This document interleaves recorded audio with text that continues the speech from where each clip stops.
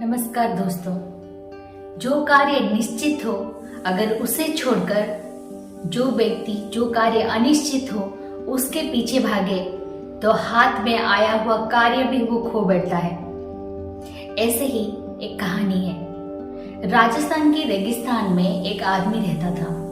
वो अपनी दुख समस्या से बहुत परेशान रहता था। वो सोचता था कि सिर्फ मेरा ही जीवन में दुख और समस्याएं खड़ी रहती है। कभी घर का काम तो कभी बाहर का काम, तो कभी रिश्तेदार ने ये बोल दिया, तो कभी जीवन में और कोई परेशानी आ गई, तो कभी पास में पैसा नहीं रहा।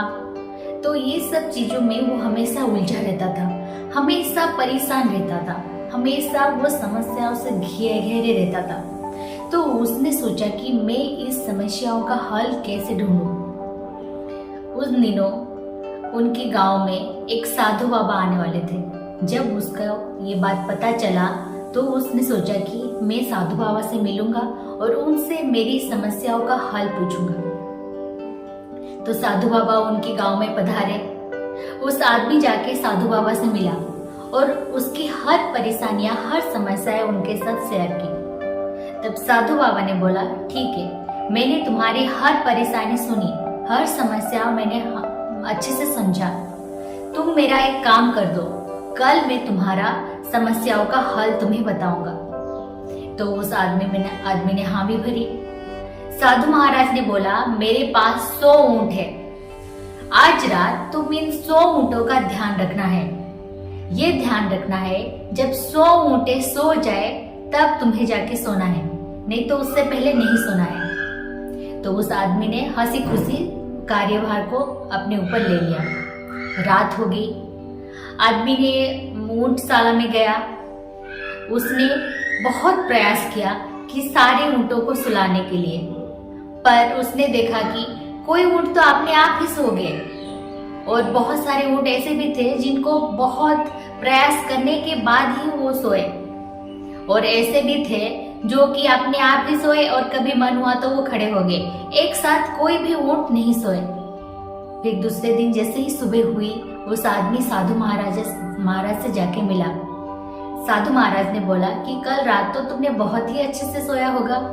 फिर वो आदमी ने बोला, कहाँ महाराज, मैं तो कल रात बिल्कुल ही नहीं सो पाया, क्योंकि मैंने एक साथ कोई भी 100 ऊंटों को सुला ही नहीं पाया। क्योंकि कभी कोई खुद सो जाता, तो कभी मेरी प्रयास करने के बाद सोता, तो कभी थोड़ी देर बाद कोई सो जाता, तो कोई खड़े उठ जाता। साधु महाराज ने बोला, ठीक है। ऐसे ही हमारे जीवन में जो समस्याएं होते हैं वैसे ही आता है। कोई समस्याएं ऐसे आते हैं कि वो अपने आप ही सुलझ जाते हैं, और कोई समस्या ऐसे भी होते हैं जिनको हम प्रयास करने के बाद ही वो सुलझते हैं, और कोई ऐसी समस्याएं आते हैं जो कि अपने आप ही समय आने पर सुलझ जाते हैं। हमारे जीवन में समस्याएं तो हमेशा आएंगी। मनुष्य जीवन है तो कोई ना कोई परेशानी तो आते रहेंगी। ऐसा मनुष्य जीवन क्या, कोई भी किसी भी प्राणी पशु पक्षी हो, सबके जीवन में समस्याएं आती है। ऐसे नहीं कि जीवन पूरा हंसी खुशी चले जाए। अगर हंसी खुशी जीवन चल जाए तो उस जीवन का क्या मोल है। अगर हमने परेशानी नहीं झेली, परेशानी झेलने के बाद हमने उस परेशानी को दूर नहीं किया, और जो परेशानी दूर होने के बाद जो सुख प्राप्त होती है वो जो हमने प्राप्त नहीं किया, तो उस जीवन का क्या मोल है।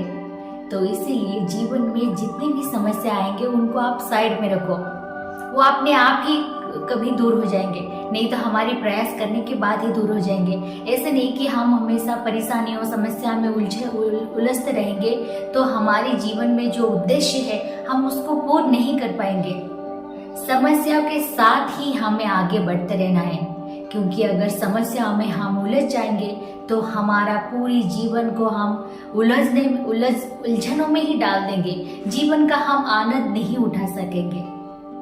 जय श्री कृष्ण।